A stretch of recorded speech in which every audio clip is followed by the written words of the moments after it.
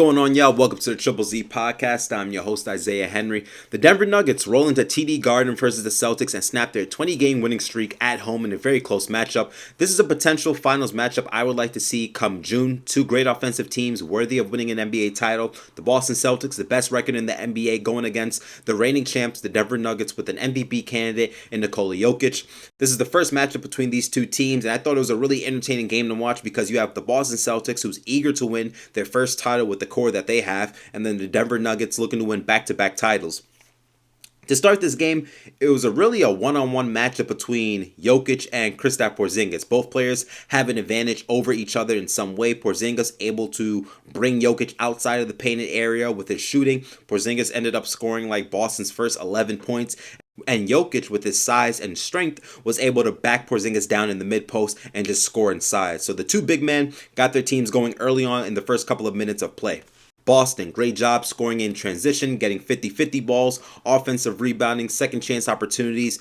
You saw a lot of alternating between Porzingis and Al Horford guarding Jokic to slow him down, which didn't really work, but you still have to at least try to bother him a little bit offensively.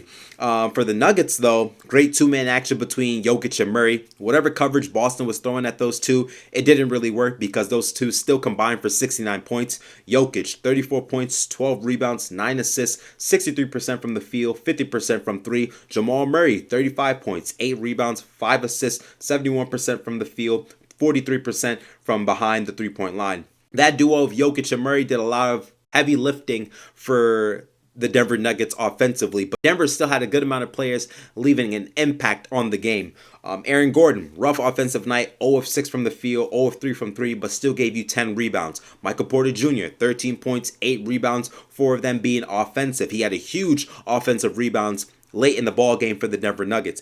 Peyton Watson, 21 minutes, didn't shoot great from 3, but still gave you 9 points and two blocks. Now, Denver didn't shoot great from 3, only 8 of 31, but they didn't let that define them for the game. Unlike Boston, who shot 14 of 44 from 3, 32%, they let their three-point shooting take them out of the game. Brown, 1 of 9 from 3. Tatum, 1 of 8 from 3. Boston took a lot of desperation threes that was kind of unnecessary in some moments. I remember, if you watch this game, there was a sequence where Boston grabbed at least 4 to 5 offensive rebounds in a row, and they kicked it out every time, and then it was only a 3-point shot attempted. It wasn't like Boston. I mean, there were other options Boston could have done once they got the offensive rebound, whether it was getting a mid-range shot, getting into the lane, getting a foul called, doing a drive and kick to a better open 3-point shot. I mean, every time they got an offensive rebound, they just jacked up a 3, and it was a hit or miss.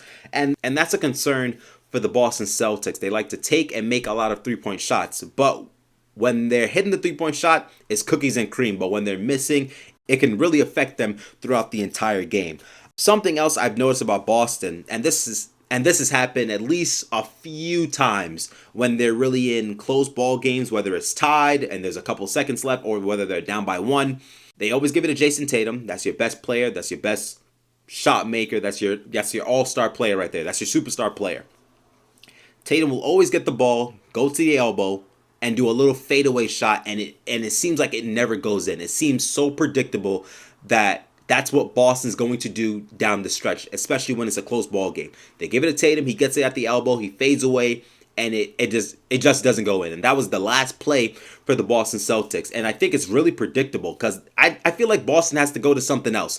Go to Brown, go to Derek White. You have so many players that can win you a basketball game. I just feel like it's so predictable that they go to Tatum every single time and they go to that one move where he gets it at the elbow and just jacks up a shot. I feel like for Boston, they have to find different ways to end out, to close ball games. It doesn't always have to go to Tatum. You have Jaylen Brown on the court. You gave Jaylen Brown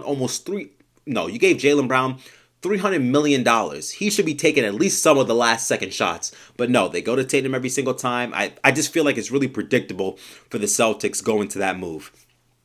But yeah, the Denver Nuggets, great win for them, especially losing to Philadelphia a couple nights ago. This is a great bounce back win. Must feel nice to at least break that home record for the Celtics in TD Garden.